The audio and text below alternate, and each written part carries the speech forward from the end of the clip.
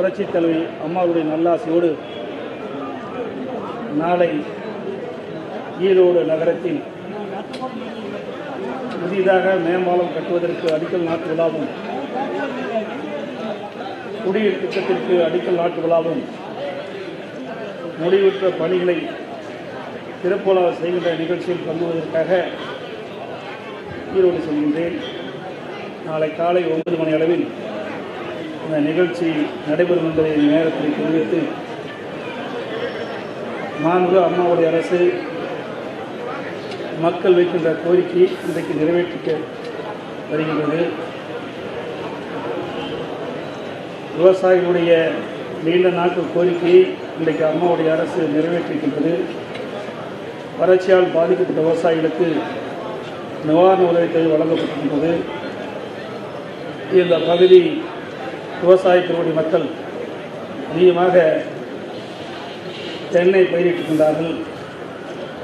அவருடைய நீண்டகால கோரிக்கை நிறைவேற்றுகின்ற விதமாக நீராப்பானம் தயாரிப்பதற்கு அரசு நடவடிக்கை எடுக்கப்பட்டு வருகின்றது. அதேபோல் விவசாயிகள் நிலத்தை பண்படுத்துவதற்காக அணைகள், ஏரிகள், குளங்களில் இருந்து பண்டங்கள் அழுவதற்கு அரசு உத்தரவிட்டு இன்றைக்கு விவசாயத்தினுடைய மக்கள் அணைகளிலிருந்தும், ஏரிகளிலிருந்தும், குளங்களிலிருந்தும் தங்களுக்கு தேவையான வண்டல் மண்ணை அள்ளிச் சென்று கொண்டிருக்கின்றார்கள். வண்டல் மண் அரசு இலவசமாக தரப்படுகின்றது. அதேபோல மணலை அரசே ஏற்று நடத்துகின்றது. குறைந்த விலையில் மக்களுக்கு மணல் கிடைக்க என்பதற்காக அரசு இந்த நடவடிக்கை எடுக்கப்பட்டிருக்கின்ற என்பதை இந்த தருணத்தில் தெரிவித்துக் கொள்கின்றேன். குடிமராமத்து திட்டத்திற்கு ஏற்கனவே 100 கோடி ஒதுக்கப்பட்டது. மேலும் 300 கோடி ரூபாய் ஒதுக்கீடு செய்து தமிழகத்தில் உள்ள ஏரிகள், குளங்கள் தூர்வாரப்பட்டு கரைகளை பலப்படுத்தப்பட்டு மதைகளை சரி செய்யப்படும் என்பதை தெரிவித்துள்ளது. இது எங்களுடைய உட்கட்சி விவகாரம். இதை ஊடகத்திலே பேசுவது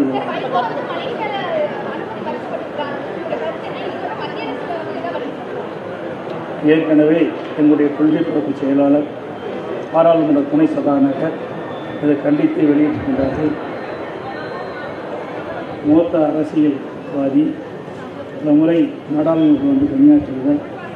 இது மதிப்புக்குரிய அண்ணன் வைகோ அவர்கள் மலேசியாவுக்கு திருமண நிகழ்ச்சியை கலந்து கொள்வதற்காக நாட்டுக்கு சென்றபொழுது அந்த நாட்டினர் அவரை அனுமதிக்காமல் திருப்பி அனுப்பிவிட்டார்கள். அது கண்டனத்துக்குரியது.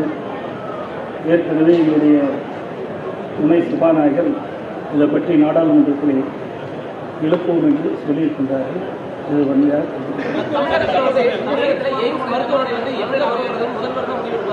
ஏற்கனவே இதை புரட்சித் தலைவர் அம்மாவோடு அறிவித்திருக்கின்றார்கள்.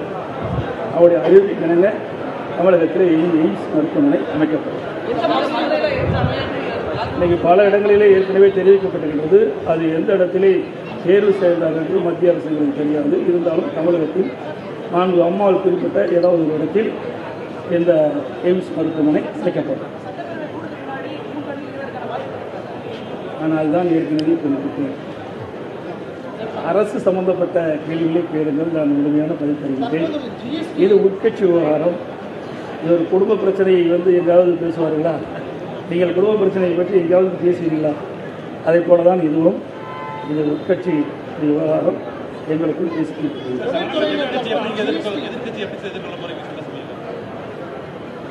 எதிர்கட்சி எப்படி எதிர்கொள்வது எனக்கு ஒன்றும் தெரியவில்லை. நாங்கள் சிறப்பான ஆட்சி செய்கின்றோம்.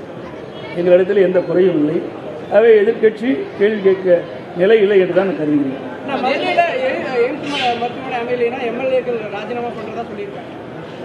அப்படிப்பட்ட கேள்வி நீங்கள் தான் கேட்கிறீர்கள். சட்டப்பேரவை உறுப்பினர்கள் தங்கள் பகுதிக்கு திட்டம் வர வேண்டும் என்ற ஆர்வத்தோடு அந்த கருத்தை சொல்லியிருக்கின்றார்.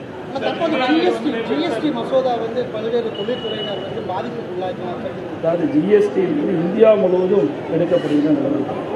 நம்ம மாநிலத்தை பொறுத்த வரைக்கும் வியாபாரிகள் பாதிக்கப்படுவதை அவர்கள் சுட்டிக்காட்டுகின்றார்கள். அந்த கருத்தை அந்த ஜிஎஸ்டி கூட்டத்திலே எங்களுடைய நிதியமைச்சர் மரியாதைக்குரிய அமைச்சர் ஜெயக்குமார் அவர்கள் தெளிவாக எடுத்துச் சொல்கின்றார். இங்கே இருக்கின்ற வியாபாரி பெருமக்கள் தங்களுக்கு ஏற்படுகின்ற இன்னல்களை எங்களிடத்தில் சொல்லியிருக்கின்றார்கள். அதை ஜிஎஸ்டி கூட்டம் நடைபெறுகின்ற பொழுது அதை எடுத்துச் சொல்லியிருக்கின்றோம். அதை வியாபாரிகள் பாதிக்காத அளவுக்கு ஜிஎஸ்டி மசோதா நிறைவேற்ற வேண்டும் என்று மத்திய அரசு நான் கோரிக்கை வைத்து வருகிறேன் என்பதை தெரிவித்துள்ளேன். நன்றி.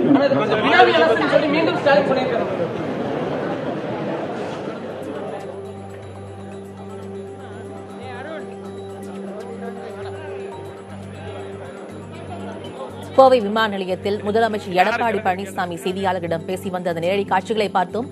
இது குறித்த கூடுதல் விவரங்களை பின்னர் வரும் செய்திகளில் விரிவாக பார்க்கலாம்.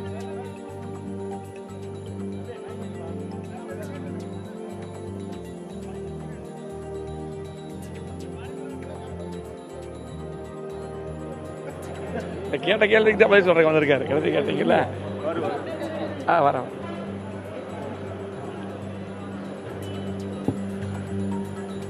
நான் நேற்றைய தினம் புதுக்கோட்டை மருத்துவக் கல்லூரி விழாவை கொண்டு மருத்துவமனை துவக்கி வைத்தேன். அங்கே உங்களைப் போல் நிருபர்கள், ஊடகங்கள் இருக்கின்ற நிருபர்கள், பத்திரிகை நிருபர்கள் கேள்வி கேட்டார்கள். அதற்கு நான் பதிலளித்தேன். இன்றைக்கு அவர் பதிலளித்து என்று சொன்னார். அவர் போட்ட திட்டம் எதுவும் நிறைவேறவில்லை. விரத்தில் அவர் பேசுகிறார். சட்டமன்றத்திலே சில திட்டங்களை போட்டால் அதுவும் நிறைவேற்றப்பட முடியாது. இந்த ஆட்சியை கலைக்க வேண்டும் என்று பல்வேறு முயற்சி மேற்கொண்டார். அந்த முயற்சிகளெல்லாம் தோல்வியடைந்து விட்டது. அந்த விரத்திலே அவர் பேசி வருகிறார்.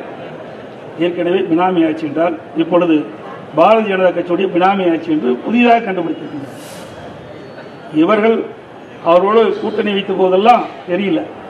திராவிட முன்னேற்ற கழகம் பாரதிய ஜனதாவோடு கூட்டு வைத்து மத்தியிலே ஆட்சி அதிகாரத்தில் இடம்பெற்றிருந்தார். அப்பொழுதெல்லாம் பாரதிய ஜனதா கட்சியை பற்றி அவர்கள் எந்த விமர்சனம் செய்யவில்லை.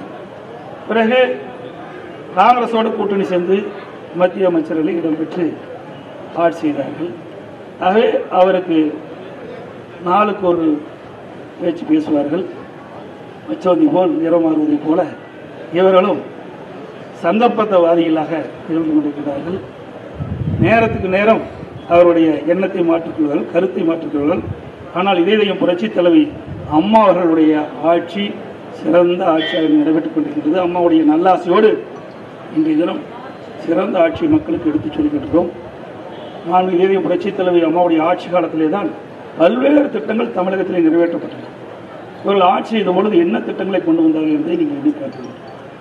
அது மட்டுமல்ல, மத்தியிலே தொடர்ந்து கிட்டத்தட்ட 14 ஆண்டு காலம் மத்தியிலே ஆட்சி அதிகாரத்தில் இருந்தார். பாரதிய ஜனதா ஆட்சி செய்த பொழுதும் அவருடைய அமைச்சர்கள் இடம்பெற்றார்கள். காங்கிரஸ் ஆட்சி செய்த பொழுதும் அவருடைய அமைச்சர்களில் இடம்பெற்ற அமைச்சராக இருந்தார்கள். தமிழ்நாட்டுக்கு என்ன நன்மை செய்தார்கள் என்பதை மட்டும் நீங்கள் எண்ணி பார்க்க வேண்டும். ஒரு துரும்ப கூட கிள்ளி போடும். காவிரி நதிநீர் பிரச்சனை முடிவு கொண்டு வந்தார்களா? இப்பொழுது காவிரி மேலாண்மை வாரியம், காவிரி நதிநீர் முறைப்படுத்த குழு அமைக்க வேண்டும் என்று சொல்கின்றார்கள்.